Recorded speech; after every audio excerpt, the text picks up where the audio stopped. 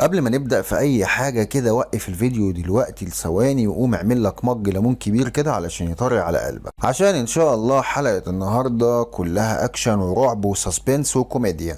وده لأننا هندخل في قلب جماعة الكنيسة المشهورة بإثارة ونرفزة الأفاعي الجرسية أو المجلجلة القاتلة، وده تصرف بيعملوه استغفر الله العظيم كاختبار لارتباطهم وصلاتهم بربنا علشان يشوفوا هي واصلة معاهم لحد فين.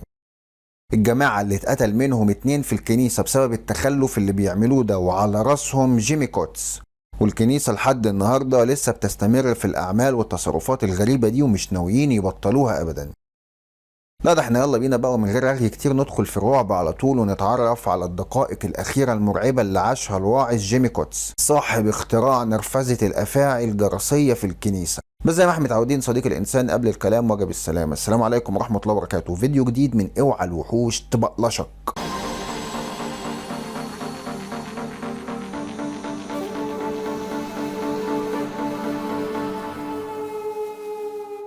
قبل ما نبدأ بقى حكاية النهاردة، الشباب اللي بيبعتولي ان الفيديوهات بتاعتنا مش بتظهر له، الغوا الاشتراك واعملوه تاني وفعلوا الجرس علشان تعرفوا مواعيد نزول الفيديوهات، ويلا بينا على طول على المدعكة. جيمي كوتس هو شخصية غريبة ومثيرة للجدل من وقت ما كان شاب لحد ما بقى مدير هيلينج شيرش أو كنيسة هيلينج. كوتس كان بيعمل خدمات في الكنيسة غريبة جدا أول مرة تحصل، لدرجة إنها اتعرضت على قناة ناشونال جيوغرافيك.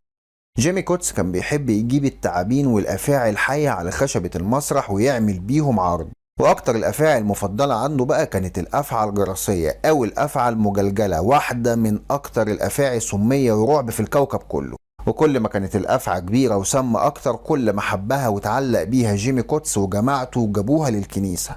كوتس اتعامل مع التعابين لمده 20 سنه وتعض فيهم 8 مرات وقدر ينجو منهم كلهم.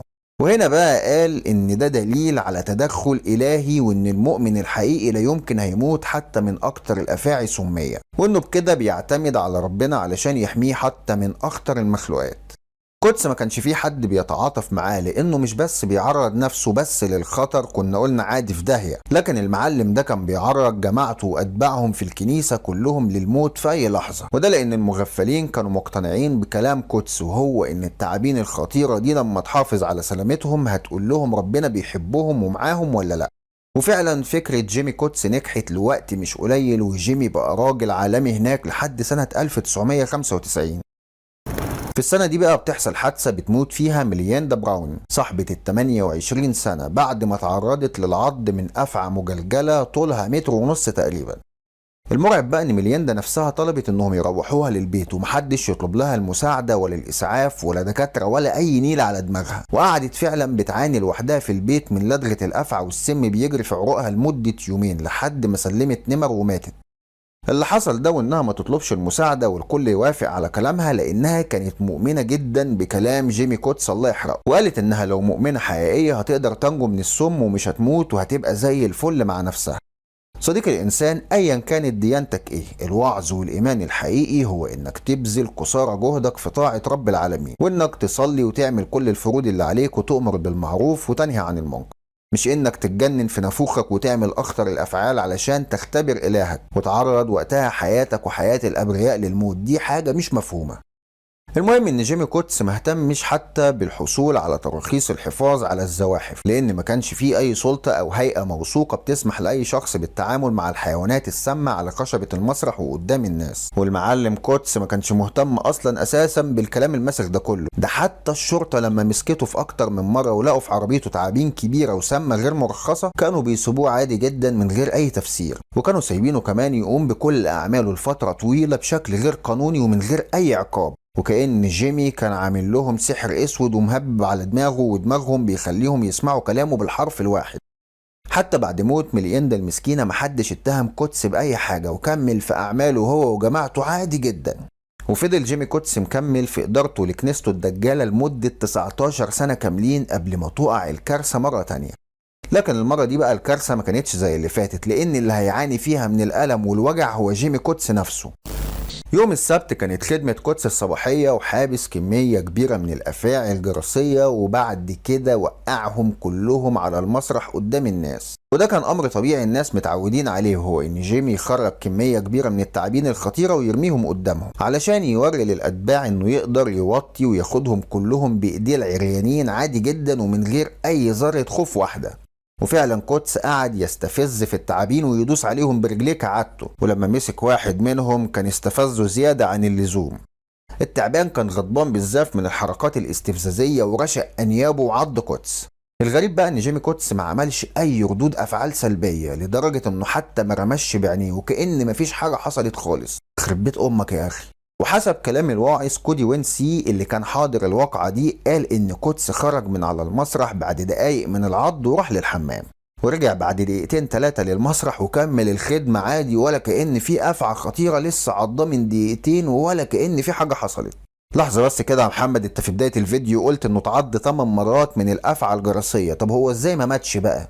صديقي الإنسان، ما انت لو بتتفرج على الحلقات اللي بنعملها على القناة التانية ما كنت سألت السؤال ده. عموما الاهتمام ما بينطلبش، وايوه ما بينطلبش بالنون، عشان كده انا هجاوبك اهو من غير اي فرهدة. مش معنى انك لا قدر الله تعرضت للدغة او عضة من افعى سامة انها بخت وخرجت السم من الغدد ورشقته في جسمك، بدليل ان السحرة في الهند بيتعضوا طول الوقت وكل يوم تقريبا من الكبرى القاتلة وما بيجرى لهمش اي حاجة. صديق الانسان ما تستغربش وهشرح لك، لان السبب بسيط جدا. كلنا عارفين انه مستحيل ترويض الزواحف وتدريبهم لانهم كائنات بدائية واقدم المخلوقات على كوكبنا، لكن مع ذلك هم عارفين ان الانسان اللي بيمتلكهم بيراعيهم وبيخليهم مرتاحين ودافيين وبيقدم لهم الاكل على طول. ده طبعا مش معناه انهم هيحبوه ويودوه ويسمعوا كلامه، لكن في نفس الوقت هم مش بيشوفوه تهديد او خطر عليهم، علشان كده بيبقوا قاصدين انهم ما يفرزوش السم لما يعضوه. والعض ده بيكون تحذير اولي انهم متضايقين دلوقتي، لكنهم مش عاوزين يقتلوا الشخص اللي بيتعاملوا معاه. وده بالظبط اللي حصل مع جيمي قدس في ال8 مرات اللي فاتوا، وهو انه اتعض لكن ما حصلش اي افرازات من الغدد السميه للتعابين اللي عضته. بس بقى لما قدس غير درجه حراره مكانهم وقعد يستفزهم اكتر من اللازم وخلاهم في اشد حالات غضبهم، سموه. والمعجزه الحقيقيه هي ان العضه دي اتاخرت اكتر من 20 سنه علشان يكون فيها سم مميت. في الوقت ده بقى جيمي قدس حس بحشرجة في صوته وهو بيقوم بالخدمة وما بقاش قادر يكمل، ووشه بقى شاحب جدا وبيعرق بطريقة سريعة، وبقى واضح آثار السم اللي بيجري في شرايينه دلوقتي على وشه الأحمر اللي زي الدم. وده خلى أعضاء جماعته قلقانين جدا عليه وطلبوا منه يروح للمستشفى، لكنه رفض وطلب يروح لبيته. بس أول ما مشي اتصلوا برقم 911 للإسعافات علشان يلحقوه ينقذوه. ولما عربية الإسعاف وصلت للكنيسة بلغوهم إن قدس روح بيته ومش موجود هنا. المعلم قدس ساق عربيته لحد البيت ودخل قعد على كنبته وصلى زي ما هو متعود يعمل دايما. المسعفين أول ما وصلوا للكنيسة اتصلوا بيه على رقمه وقال لهم إنه رافض العلاج الطبي وإنه زي الفل وإنهم ما يجوش. لكن الدكتور اللي كلمه حس إن صوته خافت ومش مظبوط وفي حاجات غلط، ومن باب الواجب اتعقبوا عنوانه، لكن بعد فوات الأوان لأنهم دخلوا لقوا قدس ميت على كنبته زي ما هو. وحاولوا انهم يعملوا له انعاش قلبي رئوي، لكن ما كانش فيه اي استجابة او علامات حيوية وقت نقله للمستشفى. جيمي قدس مات بعد ساعة واحدة بس من عض الافعى للجزء الخلفي من ايديه علشان تخلص حكايته اخيرا. لكن صديق الانسان، الجنان ما وقفش لحد موت قدس، لان لحد وقت تصوير الحلقة دي الكنيسة لسه بتعمل نفس المظاهر. بالعكس دول جابوا تعابين وافاعي اكتر من وقت جيمي قدس، وده لان مديرها يبقى كودي ابن جيمي قدس. لكن على الأقل الجيل الجديد ما عندهمش مشكلة في المساعدات الطبية لما بيتعرضوا للعض، وفعلا بيحصل عشرات الرحلات لغرف الطوارئ كل سنة بسبب العضات واللدغات المميتة دي. الحاجة الوحيدة العدلة بقى في القصة المقرفة دي كلها هي إنهم ما بقوش يسمحوا للناس بالتعامل مع التعابين. يعني الأمر بقى مقتصر على القساوسة فقط اللي بياخدوا المسؤولية الكاملة على نفسهم وعلى تعابينهم. وهي مسألة وقت طبعا قبل ما للأسف يتضاف أسماء تانية جنب ميليندا براون وجيمي قدس. وبكده يكون خلص فيديو النهاردة من اوعى الوحوش تبقى لشط. صديقي الإنسان الجميل الحبوب، للأمانة كده بقى ما تخبيش عليا ولا تتكسف مني، احنا مش غرب يعني. هل تقدر تتعامل مع أفعى جراثية وش لوش أيا كان السبب ولا لا؟ اكتب لنا تحت في التعليقات. وإن شاء الله استنونا في حلقات جاية أقوى وأمتع، والسلام عليكم ورحمة الله وبركاته.